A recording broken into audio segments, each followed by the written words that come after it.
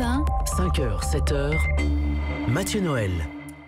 Europe 1, 5h, 7h, Mathieu Noël. Voici donc pour les titres de ce 17 octobre 2018. C'est aujourd'hui la journée mondiale du refus de la misère. Et alors qu'on célébrait hier la journée mondiale de lutte contre le gaspillage alimentaire, nous recevons ce matin un acteur de ces deux luttes, à la tête même d'un lieu symbolique, une cantine solidaire à Paris. Bonjour Maxime Bonabry-Duval. Bonjour. Nous sommes ravis de vous recevoir car vous luttez à la fois contre la misère et le gaspillage. Vous êtes le chef résident du Refettorio, une cantine solidaire qui a ouvert à Paris il y a 6 mois. Elle est installée dans la crypte de l'église de la Madeleine. Vous concoctez des repas haut de gamme pour les plus démunis avec des invendus de supermarchés.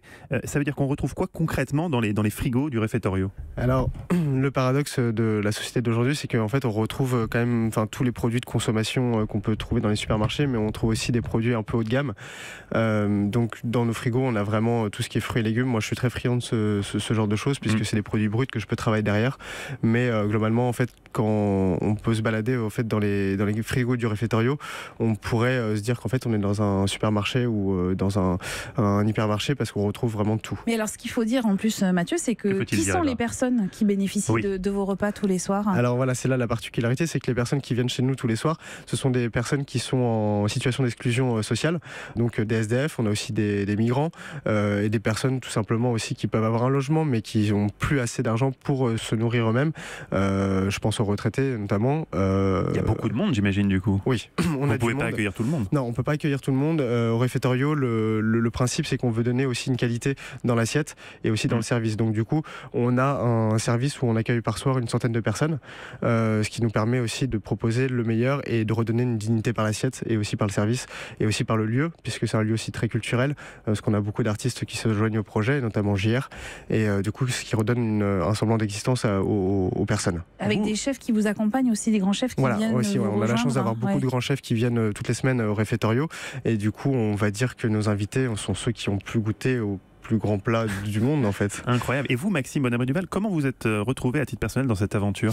Moi en fait, j'ai commencé la cuisine il y a très peu de temps, il y a 5 ans. C'est très peu comme carrière en cuisine et du coup... Vous êtes très jeune en même temps. Oui, j'ai 28 ans mais...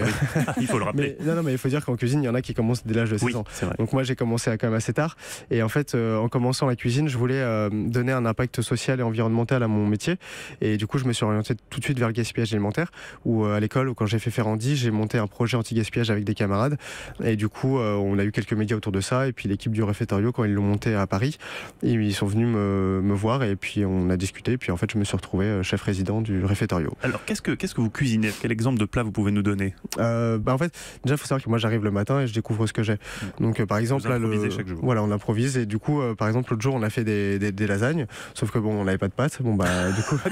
Ah oui, c'est embêtant. C'est un sacré défi quand même. Bah, du coup, voilà, on a des courgettes. Donc, on a remplacé les pâtes par des courgettes. Donc on a fait des lasagnes aux courgettes. Les gnocchis, on a fait des gnocchis à la patate douce très récemment avec une sauce au fromage. Enfin voilà. Et ça a l'air super bon tout ça. Oui. Eva, Maxime, vous n'achetez rien de plus pour cuisiner, hein. C'est-à-dire que c'est quoi ? C'est la banque alimentaire qui vous donne ce qu'elle a, ce qu'elle trouve, et vous faites avec ça. Voilà, on a la banque alimentaire qui nous suit depuis le début. L'organisation Phoenix aussi qui nous achemine des invendus alimentaires. Au début, on avait dû acheter ce qui était par exemple crème, beurre, œufs, enfin voilà, pour avoir une base de cuisine. Maintenant, aujourd'hui, on a trouvé les moyens pour récupérer des invendus aussi dans d'autres entreprises qui par exemple font que la crème ou que du beurre et puis du coup on a réussi à faire ça. Donc non, on n'a plus aucun achat.